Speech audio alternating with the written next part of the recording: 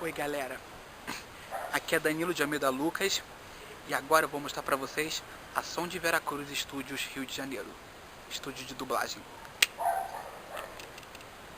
Aqui, essa casinha cheia de folhas, árvores, ela. É uma casinha muito bonitinha, mas é um estúdio de dublagem. É o mesmo estilo da Delarte, mas é mais bonitinha.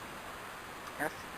Pera aí, temos que passar bem discretamente, como eu falei no meu último vídeo da Delarte. Desculpa eu gaguejar, mas é que eu bati numa pedra ali embaixo. Pera aí. Pronto. Som de Veracruz, Estúdio Rio de Janeiro. Esse é o estúdio de dublagem. Bom, espero que vocês tenham gostado. Até a próxima. Tchau!